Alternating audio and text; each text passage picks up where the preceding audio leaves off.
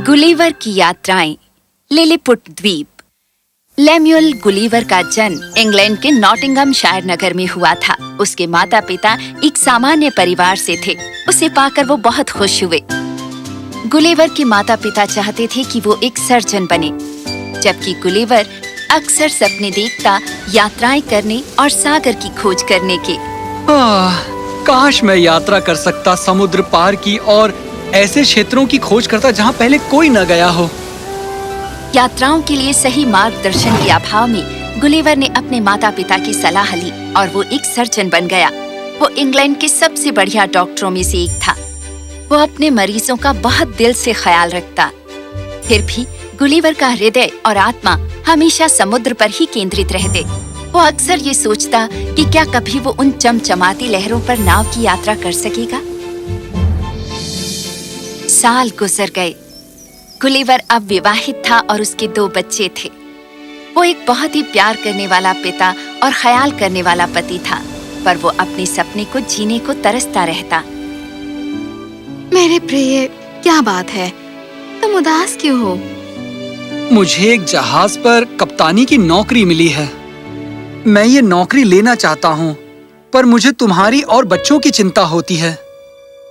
तुम्हें हमेशा अपने हृदय के अनुसार चलना चाहिए। यदि नाविक बनना तुम्हें खुश करता है तो तुम्हें ये नौकरी करनी चाहिए। पर मुझे वचन दो, तुम हमेशा हमारे पास सुरक्षित लौटोगे।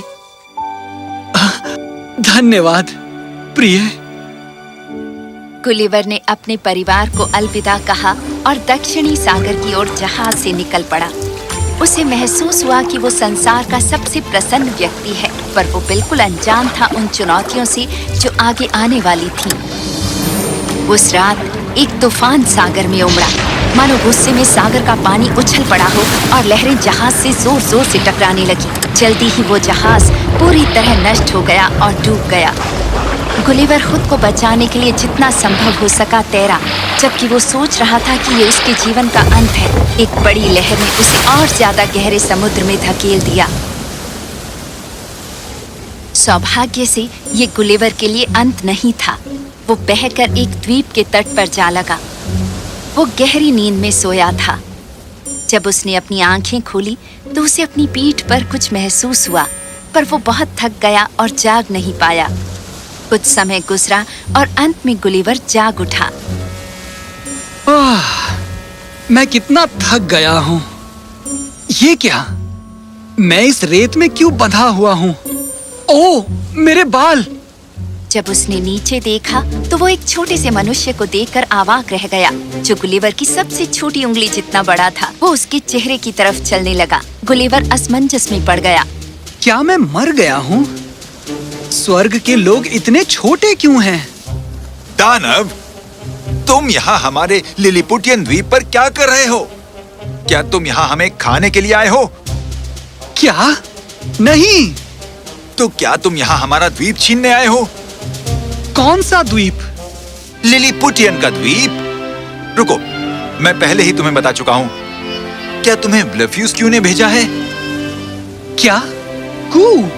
हे दानव, तुम हमें अपनी मंशा बताओ। मेरा नाम है लेम्युएल गुलिवर, दानव नहीं। और मैं थक गया हूँ। मुझे पता नहीं मैं यहाँ कैसे आ गया।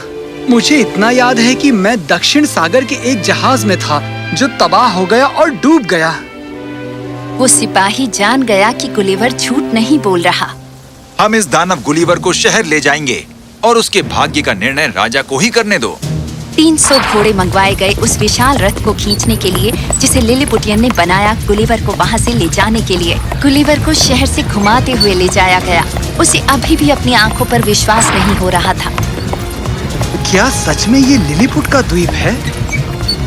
और वो मेरी तरफ ऐसे देखते हैं जैसे मैं अलग ही प्राणी हूँ, विचित्र हूँ। यदि कोई आपसे अलग होता है तो निश्चित आप भी उससे अलग ही होते हैं। ये धारणाएं हैं। महाराज, ये मनुष्य कहता है कि वो हमें कोई हानि पहुंचाने की मंशा नहीं रखता। असल में वो कहता है कि उसका जहाज सागर के तूफान में तबाह हो गया और ये कि अब वो खो गया है। हम उस पर विश्वास नहीं कर सकते। वो हमारे लिए खतरा है। क्या हो अगर ब्लफूस्कू ने इसे भेजा हो हम सबको खा जाने के लिए? महाराज, वो ब्लेफ्यूस्क्यू को नहीं जानता। वो तो उसे कहता है खूब। मुझे बताओ रेड्रेसल, क्या तुम्हारे ख्याल से हम उस पर विश्वास कर सकते हैं? वो काफी भयभीत और उलझन में लगता है महाराज, और आखिर वो हमारा मेहमान है। हमें उसे अवसर देना चाहिए कि वो स्वयं को साबित कर सके। राजा गुलिवर की ओर चल कर आया। राजा बहुत सावधान था इस विशालकाय मनुष्य के प्रति जिसका इतना बड़ा चेहरा था। ये जरूर राजा होगा। मुझे इनसे अच्छे से पेश आना चाहिए। मेरी शुभकामनाएं इंग्लैंड की तरफ से महाराज। मेरा नाम है लेम्यूल गुलिवर।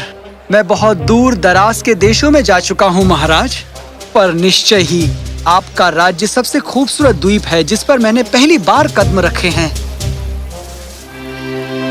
देखो, ये द्वीप है लिलीपुट वासियों का। हम शायद तुम्हारे लिए बहुत छोटे हों लेम्यूल गुलिवर, पर हम सब बहुत शक्तिशाली योद्धा हैं।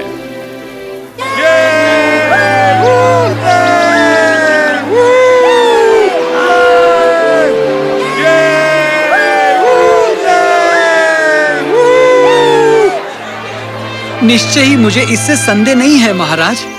शक्तिशाली योद्धाओं के विशाल हृदय भी होते हैं। मुझे आशा है कि ये विशाल हृदय राज्य मुझे अवसर देगा कि मैं अपनी वफादारी का प्रमाण दे सकूं, जो मुझे अतिथि मानते हैं। पूरा शहर देख रहा है। मुझे जल्दबाजी में कोई फैसला नहीं करना चाहिए। ये हमारा अतिथि है और इसके लिए उससे आदर का व्यवहार किया जाए। पर लिलीपुट की सुरक्षा के लिए लेम्यूल गुलिवर का आना जाना बेड़ियों में बंधित हो, जब तक कि हम उस अजनबी देश के बारे में जान न ले जहां से वो आया है। भीड़ ने राजा के फैसले का जोरदार स्वागत किया और गुलिवर को राहत मिली। गुलिवर को एक टूटे हुए मंदिर में ठहराया गया जो शहर से ज्यादा दूर नहीं था। सिर्फ यही एक ऐसा ढांचा था जो इतना बड़ा था कि वो उसमें समा सके। एक बेड़ी उसके दाएं पांव में पड़ी थी ताकि उसकी गतिशीलता को रोका जा सके। लिलीपुटियों ने अपने उस दैत्यकार मेहमान का बहुत अच्छा ख्याल रखा। हर दिन लोगों का एक जुलूस उसके लिए खाद्य पदार्थों से भरा हुआ रथ लाते। उन्होंने उसे नए कपड़ों का उपहार दिया, बहुत से कपड़ों को सीकर। हर दिन लिलीपुट लोग समूहों में इकट्ठे होते अपने दैत्यकार अतिथि से बात करने के लिए। गुलिवर उन्हें दिलचस्प कहानियां सुनाता और हंसाता, उन्हें एक एक करके अपनी हथेली पर रखता और शहर का सबसे बेहतरीन दृश्य दिखाता। एक बार उस शहर में एक समारोह हो रहा था।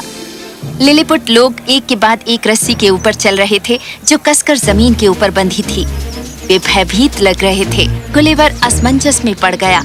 उसने राजा से पूछा कि क्या चल रहा है। हम लिलीपुट वासी बहुत बहादुर और साहसी हैं। जो तुम अपने सामने देख रहे हो, हे बलवान लेम्यूल गुलिवर, वो है वीरता और वफादारी का परीक्षण। वो जो इस परीक्षा में उत्तीर्ण होगा उसे सेना का अध्यक्ष बनाया जाएगा। पर महाराज, ये तो खतरनाक लगता है। वो रस्सी बहुत ऊंची बंधी हुई है। यदि वो गिर जाएं, उन्हें चोट लग सकती है या वो अपनी जान भी गंवा सकते हैं। क्या उनकी वफादारी का सबूत उनकी जान से ज्यादा बढ़कर है? पर लिलीपुट वासी बहुत ही बहादुर और साहसी हैं, और हमारे पास कोई तरीका नहीं है उनकी वीरता साबित करने का। गुलिवर ने एक क्षण इसके बारे में सोचा और रेड्रेसल से कहा कि उसके लिए एक रस्सी लाए। रेड्रेसल को मदद करने में खुशी हुई। उसे भी कभी ये खेल पसंद नहीं आया था।